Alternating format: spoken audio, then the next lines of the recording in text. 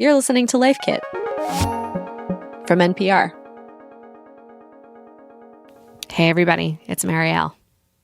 I remember this one time I was at the dollar store browsing the wares when a bunch of loose items inexplicably fell off the shelf down the aisle. I think there were straws or colored pencils or something like that. I did not knock them over, but I also couldn't leave them there. It felt like if I didn't pick them up, I was a bad person, and this incident would be marked down on my permanent record. Basically, I knew I'd feel guilty later. Come to think of it, a lot of things make me feel guilty. When I tell someone I can't do a thing that they'd like me to do, guilt. When I'm sick and a friend comes over to help and does my dishes, guilt. Yeah, guilt can ruin your life if you let it. But these are all examples of the unhealthy kind of guilt. Guilt can be a healthy impulse when you've actually done something wrong or harmed another person. Guilt, when it's focused on someone's behavior, specifically something wrong that someone has done, that can motivate better behavior in the future. It keeps people in check. It keeps people in line. It motivates people to not commit crimes, not harm people, not do things against the collective social norm. But yeah, how do you know when you're feeling the helpful, appropriate kind of guilt? It's tricky, right? So let's figure it out together. On this episode of Life Kit, how to have a healthy relationship with guilt. Reporter Andy Tagle talks with an ethics researcher and a psychologist. Those are the voices you just heard. And they'll teach us how to fine-tune our guilt radar and when it makes sense to use that guilt to heal and repair your relationships.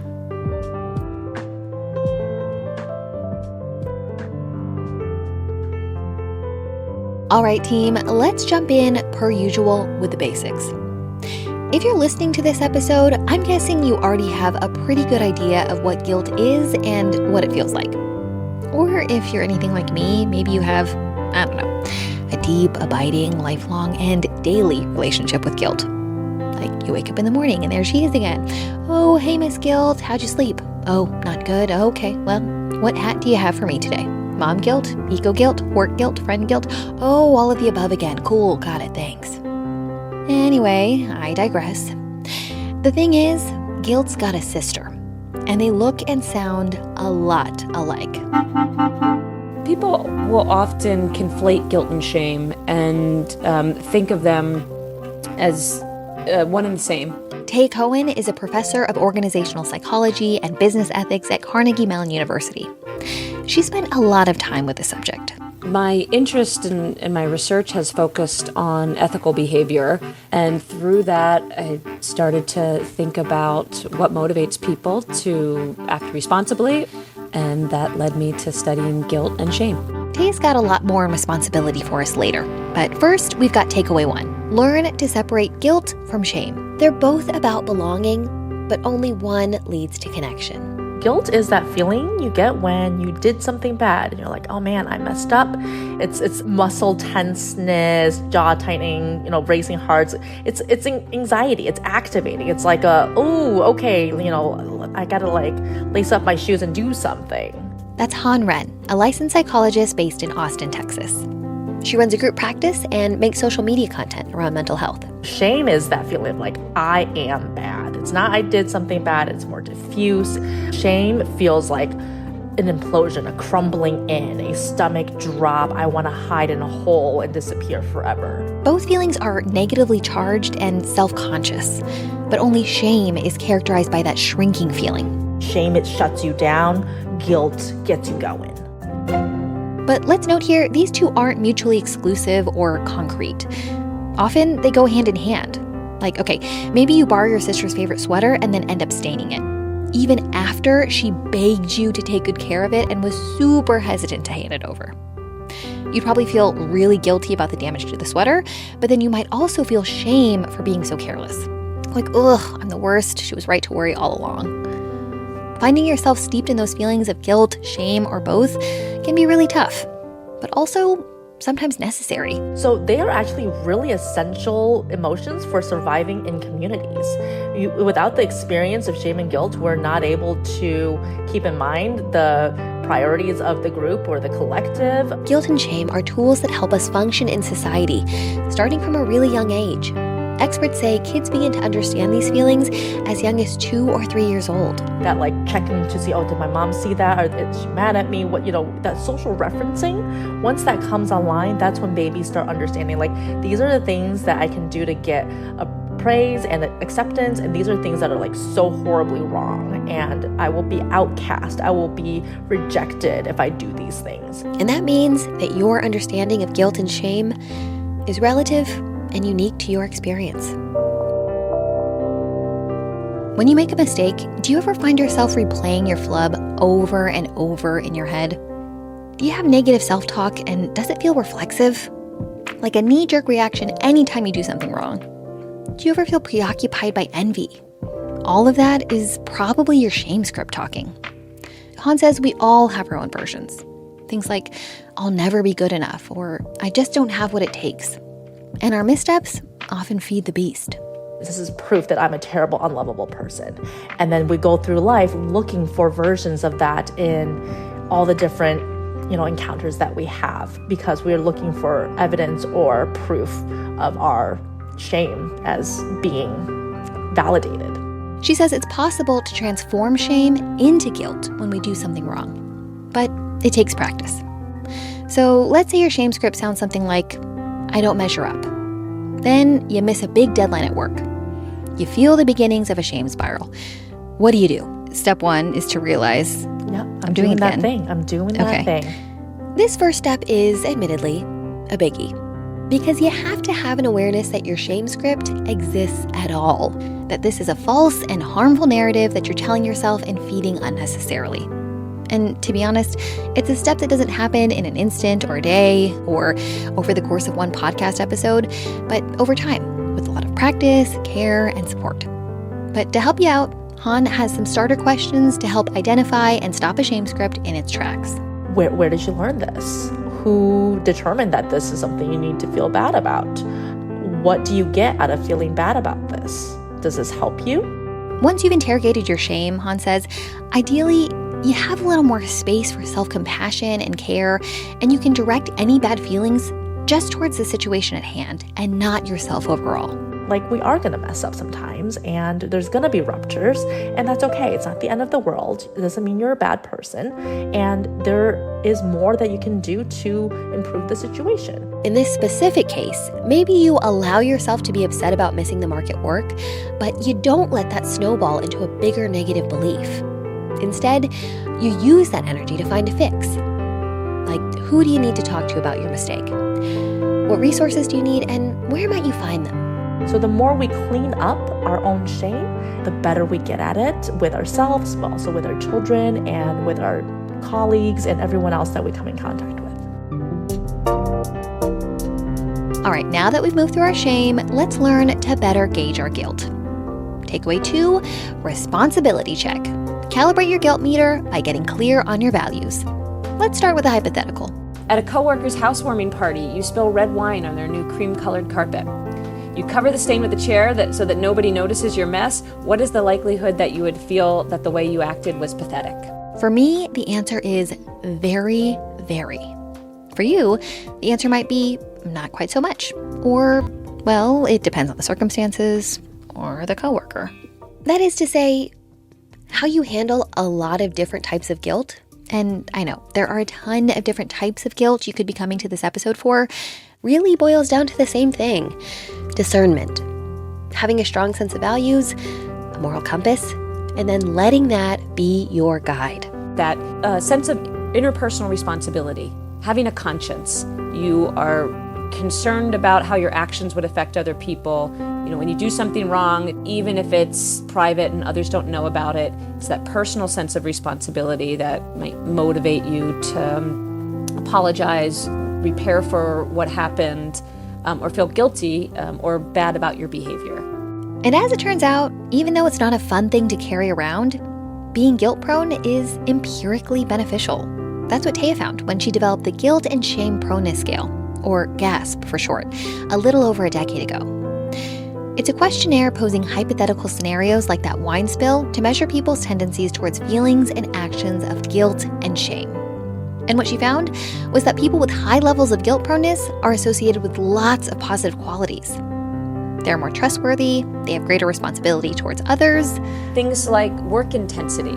So when there's a job to be done, I devote all my energy to getting it done. Leadership, same logic there, where people who have a greater sense of personal responsibility, they are often better leaders because they feel responsible for their team's success. And so guilt prone is associated with that as well.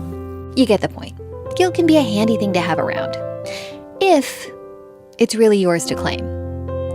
And that's the real question, right? Like, do I actually need to feel guilty about this thing? Let's assess. In some cases, the answer is so obvious you don't need any triage. There are some things that we should feel good about, right? Like we shouldn't murder each other. We shouldn't steal. There's like social rules that really require guilt for our society to operate and run smoothly. You made the illegal U-turn. You broke the promise. You said the one thing you told yourself you weren't going to say. In these cases, skip ahead 2 squares to the final takeaway. Now, other times, the answer is murkier.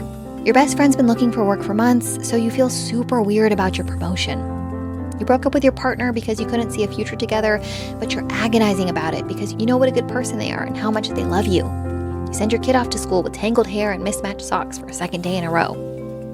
In these cases, go back to that idea of interpersonal responsibility. Ask yourself, am I actually causing any harm? And so trying to make sure the guilt is appropriate and calibrated to the event that happened. If your answer is, well, okay, yes, there was some harm done, maybe a little. I embarrassed my kid. I backtracked on my health goals. I let the team down a bit.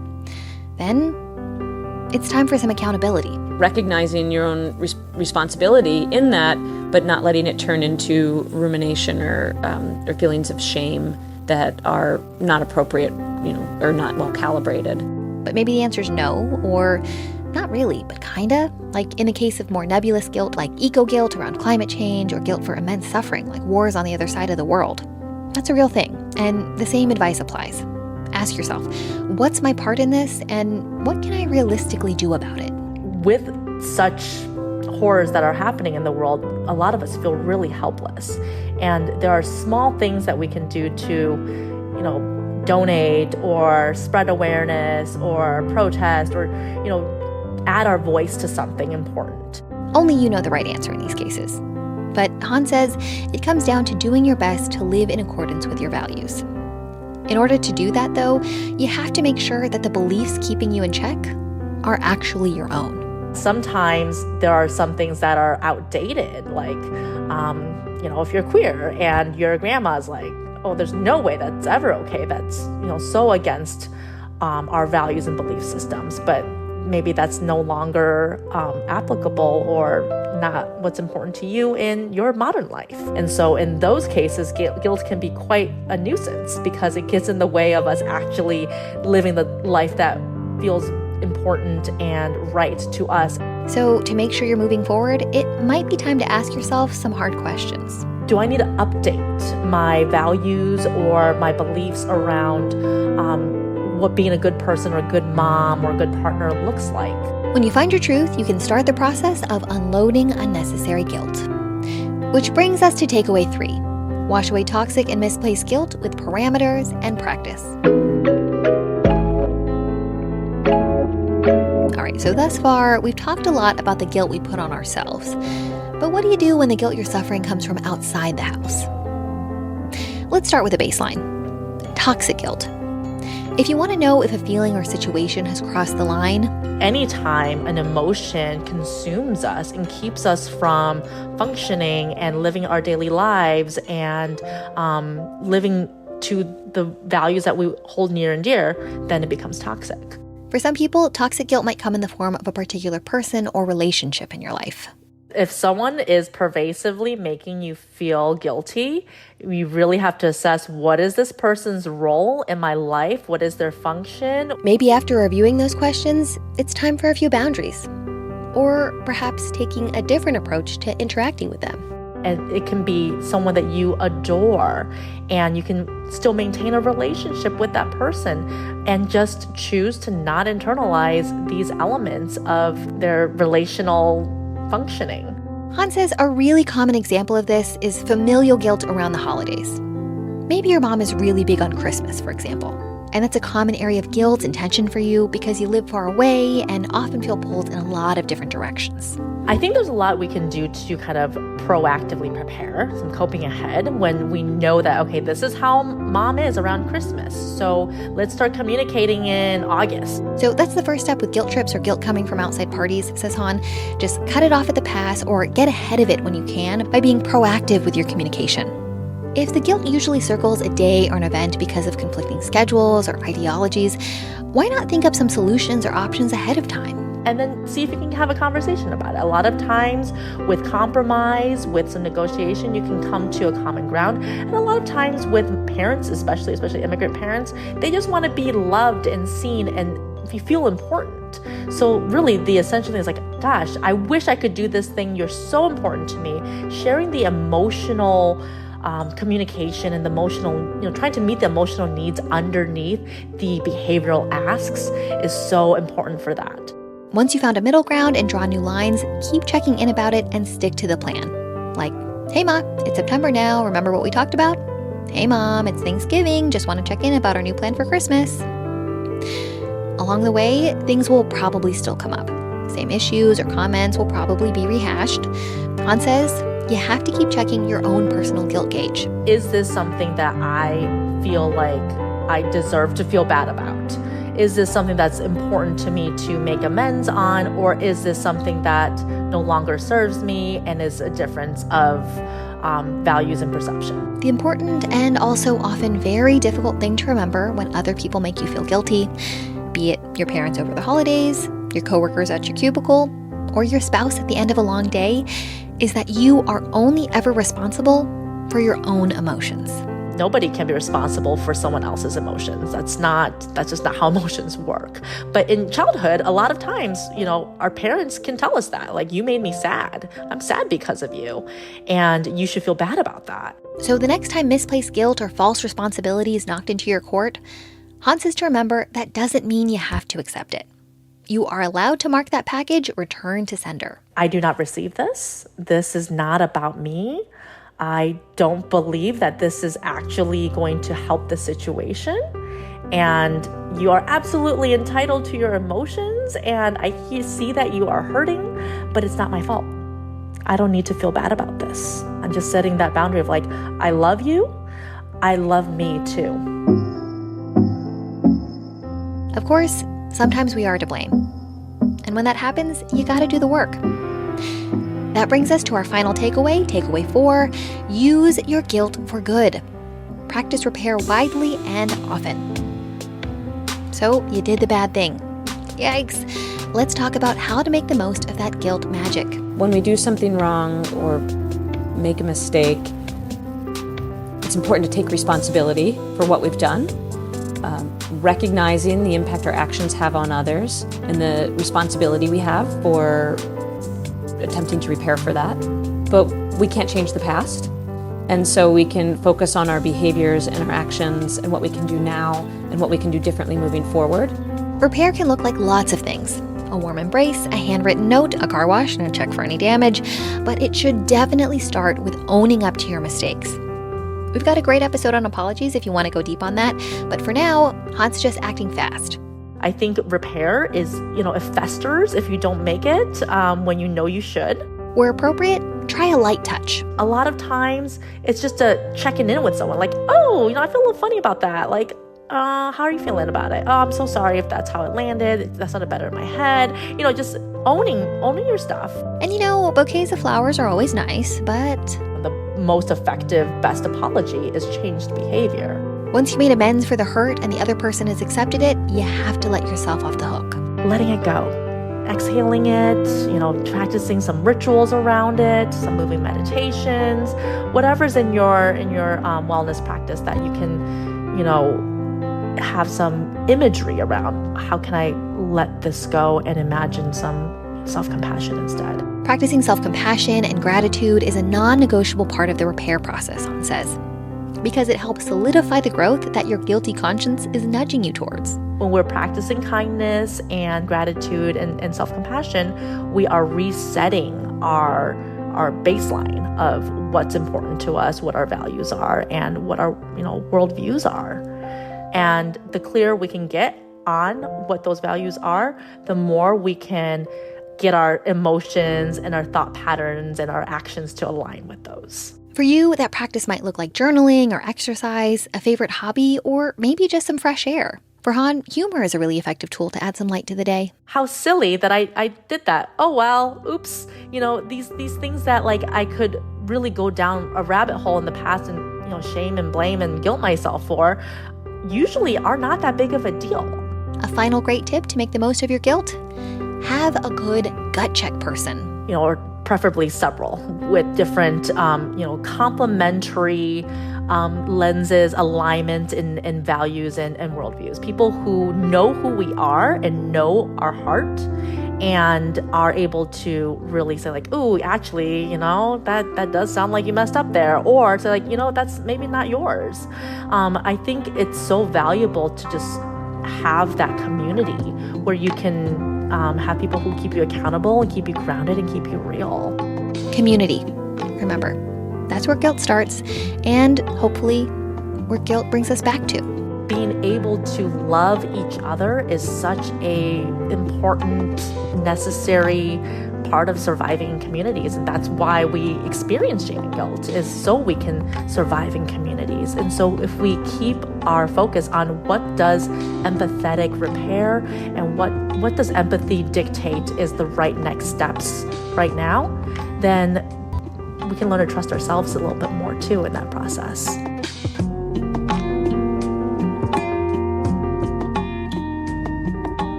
All right, friends, let's recap. Takeaway 1. Shame and guilt, same, but different. They're both social emotions, but only guilt will help you connect with other people. Learn the difference to transform shame into guilt. Takeaway 2, discern and learn. Calibrate your guilt radar by getting clear on your values. Takeaway 3, just say no to toxic guilt. If someone in your life is guilting you, it's okay to build boundary. Takeaway 4, repair is healing. Make sure to use that guilt for good. That was Life Kit reporter Andy Tagle. For more Life Kit, check out our other episodes. We've got a great one on apologies, another on forgiveness, and lots more on everything from parenting to personal finance. You can find that at npr.org/lifekit. And if you love Life Kit and want even more, subscribe to our newsletter at npr.org/lifekitnewsletter. Also, we love hearing from you, so if you have episode ideas or feedback you want to share, email us at lifekit@npr.org. This episode of Life Kit was also produced by Andy Tagle. Our visuals editor is Beck Harlan, and our digital editor is Malika Garib. Megan Kane is our supervising editor, and Beth Donovan is our executive producer. Our production team also includes Margaret Serino, Claire Marie Schneider, and Sylvie Douglas. Engineering support comes from David Greenberg and Becky Brown. I'm Marielle Segarra. Thanks for listening.